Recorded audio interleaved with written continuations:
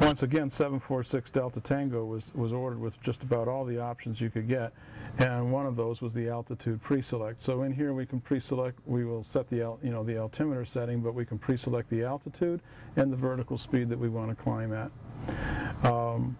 Of course, you have your nav GPS mode, and as far as that's concerned.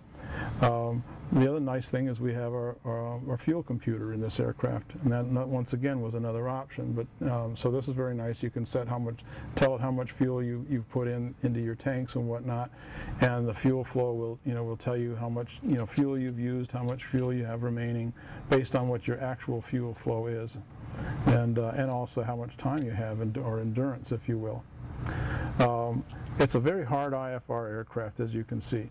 You have your standard six-pack. You have the King Bendix King HSI, the best HSI out there. You have your number 2 OBS indicator. And then if you come across over here, we go back to the multifunctional displays, and the aircraft is displayed with the Apollo MX-20s. The dual MX-20, so you can have IFR charts up below and VFR charts down below. You've got XM weather that can show up on these. So there's multiple things you can do. If you wired an aircraft up with XM radio, you could actually see that through there. Storm scope shows up through there. So you have many different features that you can have on your multifunctional display. If you come down to our center stack here, you're going to see we have the Apollo GX50. Remember, this plane was certified in 1998. There was no Garmin at that particular time. Apollo was the best thing, the newest thing on the market. Apollo did, as we all know, a lot of work with the FAA on forward-looking technologies and whatnot. The GX50 is a very capable GPS unit, still used to this day. You have the Apollo audio panel, very capable audio panel that still used to this day. And then you have the Apollo SL30 Slimline navcoms, and Garmin's touts those as one of their primary navcoms now after Garmin bought Apollo. The Apollo SL70 transponder, excellent, excellent mode C transponder. And then once again the STEC 55 autopilot that's in more aircraft than any other general aviation aircraft to date. Earlier I referenced the joystick controls of this aircraft, and the beauty of the joystick controls once again is you're directly linked to your ailerons and your elevators by lifetime push rod controls, and so you're really feeling the real McCoy. The heating systems in the Lancers are excellent. You have floor heat, you have defrost, and of course your temperature control. But one of the unique things that you have is you have this cabin fan.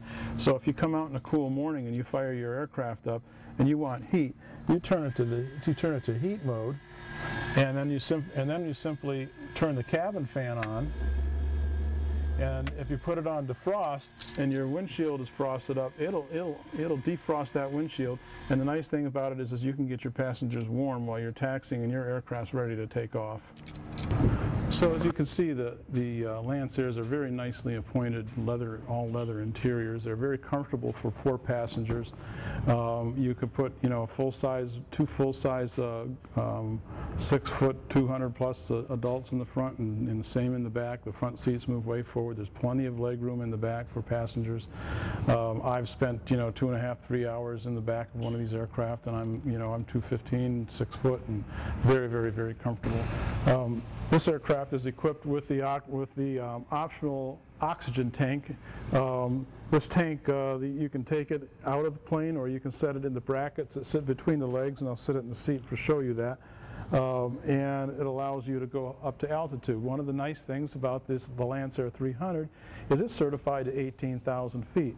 Many of our customers take these planes across the Rockies. I mean, they will climb right on up to 17,000, 18,000 feet, and they'll cruise there at a comfortable cruise speeds in the 170s. So once again, with this optional oxygen tank, you can do that. If you're east of it's ready to get above. The nice thing is very nice to be able to get up and cruise, say, 15,000 feet or so, and you're above 90% of the weather, and the weather you can't get above, everybody's going around and you can see it. Baggage compartments on the Lancer Columbias are voluminous, if you will. they'll hold a lot more than they look from the initially on the get-go. The opening is such a shape that you can fit very large luggage in the aircraft. It'll hold 120 pounds back here, and you have a hat shelf that goes in the back for your lighter weight items or things that you might carry with your plane and whatnot. Another interesting thing is that you could actually take the rear seats out and make the plane into a station wagon if you're going to try and haul something. The useful load on November 746 Delta Tango is about 1,055 pounds, so it'll carry quite a bit of a load. Once again, it's very versatile in the distance and how much fuel and how many passengers you can carry, so it truly is a four-seater aircraft. So you can see 746 Delta Tango has all of the attributes that one could ask for. It's a single-owner aircraft. It's got very, relatively low hours, around 840 hours on it. It's got excellent avionics equipment.